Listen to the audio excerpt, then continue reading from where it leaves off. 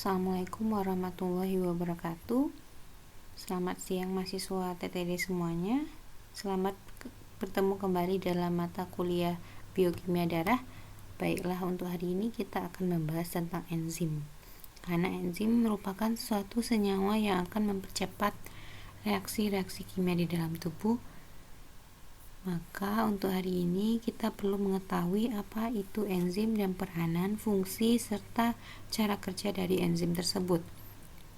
Sebelumnya kita harus mengenal sel ya, karena sel ini merupakan alat atau tempat terjadinya reaksi-reaksi kimia di dalam tubuh. Materi tentang sel akan kita pelajari lebih lanjut pada mata kuliah biokimia, biologi sel, dan genetika. Ya, sel makhluk hidup dengan ukuran sangat kecil dipandang sebagai reaktor kimia ya, tempat terjadinya reaksi kimia. Sel pusat metabolisme energi. Di dalam sel reaksi berjalan tidak secara acak tetapi sangat terarah ya. Ya, sel ini akan menjalankan reaksi-reaksinya dengan yang namanya enzim ya, dengan bantuan enzim. Misalnya mitokondria. Di sana juga ada enzim yang berhubungan dengan reaksi-reaksi oksidasi dan reduksi untuk membantu siklus Krebs, oksidasi lemak, dan lain-lain. Jadi sel dipandang sebagai reaktor kimia, maka enzim berada dan bekerja menjalankan fungsinya di dalam sel tersebut. Jadi seperti rumahnya adalah sel, di dalamnya ada PRT ya, pembantu rumah tangganya yang bersih-bersih, itu kita katakan itu merupakan enzimnya ya. Contoh sederhananya seperti itu. Perkembangan pengetahuan tentang enzim ya, pertama kali disebarkan secara tradisional pada produk-produk makanan ya, seperti pembuatan yogurt, ragi, tape, dan tempe. Kemudian dilanjutkan dengan penelitian-penelitian oleh para pakar ya. Ini nanti bisa dibaca ya. Dan juga dihubungkan antara enzim dengan penyakit. Contohnya pada kerusakan hati ya, maka enzim fosfatase alkali akan mengalami peningkatan. Mendiagnosa bahwa seseorang itu mengalami penyakit kerusakan hati. Cakupan untuk materi kita tentang enzim ada pengertian, sifat enzim. Sifat enzim ini ada beberapa ya. Kemudian bagian enzim ini ada bagiannya yang terdiri dari protein, apoenzim, dan bagian yang bukan protein dikenal dengan istilah kofaktor. Klasifikasi enzim ini ada beberapa berdasarkan sifat serta fungsi mengkatalisis enzim serta fungsi senyawa yang dikatalisis oleh enzim itu sendiri. Kemudian teori kerja enzim ini ada dua, ada induced fight, teori kecocokan yang terinduksi, dan teori Lock and Key, teori Cauchy dan Gabor. Dan terakhir itu ada inhibitor, senyawa penghambat kerja enzim. Nah, ini pengertian enzim. Dia berfungsi sebagai biokatalisator, dalam arti mempercepat reaksi kimia tanpa ikut bereaksi. Ya, ini nanti bisa dilihat ya, kalau dengan enzim maka akan menghasilkan produk, tetapi tanpa enzim broken stick ya, produknya tidak akan terbentuk. Ya, juga sama, ini contoh sederhananya. Enzim dan substrat bergabung untuk menghasilkan produk.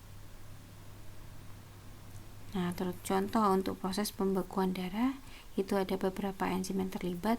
Contohnya enzim trombokinase dan trombin yang berperan dalam proses pembekuan darah. Jadi sangat penting sekali ya kita mempelajari enzim, terutama untuk mahasiswa teknologi transfusi darah. Sifat enzim itu sendiri ini ada beberapa, nanti Anda bisa baca ya. Di antaranya paling efisien mempercepat terjadinya reaksi kimia. Sifatnya spesifik, enzim tertentu hanya bekerja untuk substrat tertentu saja ya. Misalnya, amilase hanya akan berperan mengubah amilum menjadi glukosa. ya bekerja sesuai dengan pH dan suhu. Ya, pH-nya misalnya ptyalin di mulut, yang terdapat di mulut ya, enzim ptyalin tidak akan bisa bekerja di lambung ya, karena pH-nya yang berbeda tersebut. Dan juga akan dipengaruhi oleh suhu tentunya, karena dia tersusun atas protein. Ini bisa nanti dibaca ya, faktor-faktor yang mempengaruhi kerja enzim. Bagian-bagian enzim ini ada dua ya, ada holoenzim dan ada apoenzim. Holoenzim ini adalah bersatunya apoenzim dan kofaktor. Apoenzim merupakan bagian yang tersusun atas protein, dan kofaktor merupakan bagian enzim yang bukan protein. Kofaktor ini berdasarkan pengikatannya tersusun atas gugus prostetik dan koenzim. Nah, ini klasifikasi atau penggolongan tata nama enzim. Pertama, digolongkan berdasarkan substrat yang dikatalisis oleh enzim tersebut. Misalnya, jika yang dikatalisis enzim peptida, maka dinamakan dengan enzim peptidase. Ya, ini nanti bisa dibaca lebih lanjut ya, klasifikasi enzim. Ini ada 6, oksireduktase, transferase, hidrolase, liase, isomerase, dan ligase.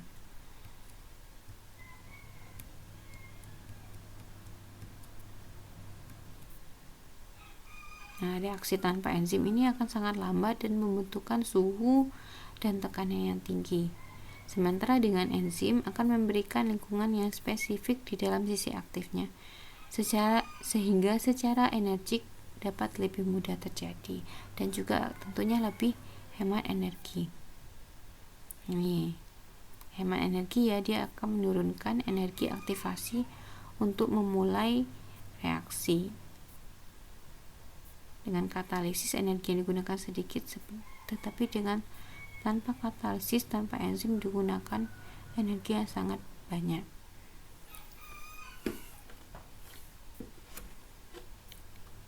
Spesifisitas enzim dipengaruhi oleh asam amino yang menyusun sisi aktif suatu enzim.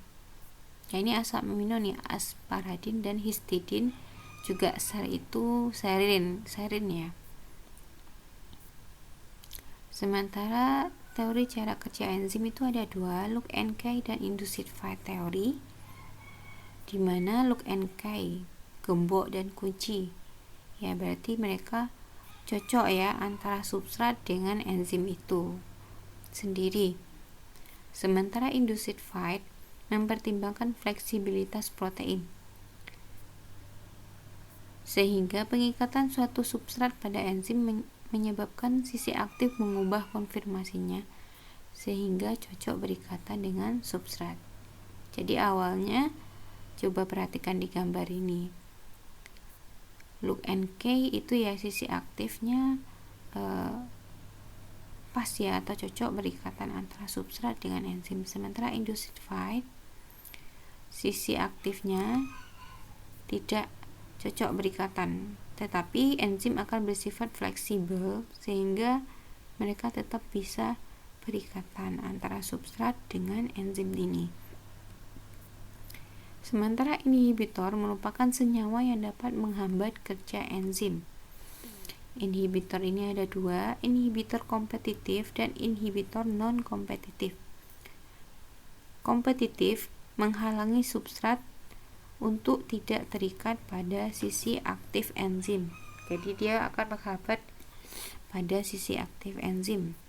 Sementara yang non-kompetitif akan mengikatkan diri pada bagian lain selain dari sisi aktif, sehingga menyebabkan enzim tidak bisa bersifat fleksibel dan tidak bisa berikatan dengan substrat. Ini contoh sederhananya ya. Ini jika keadaan normal tanpa adanya inhibitor, yang A ya, yang B itu ada inhibitor kompetitif, dia yang bulat seperti es batu itu ya, dia berikatan pada sisi aktif enzim. Sementara inhibitor non kompetitif yang kuning, dia berikatan pada sisi lain sisi selain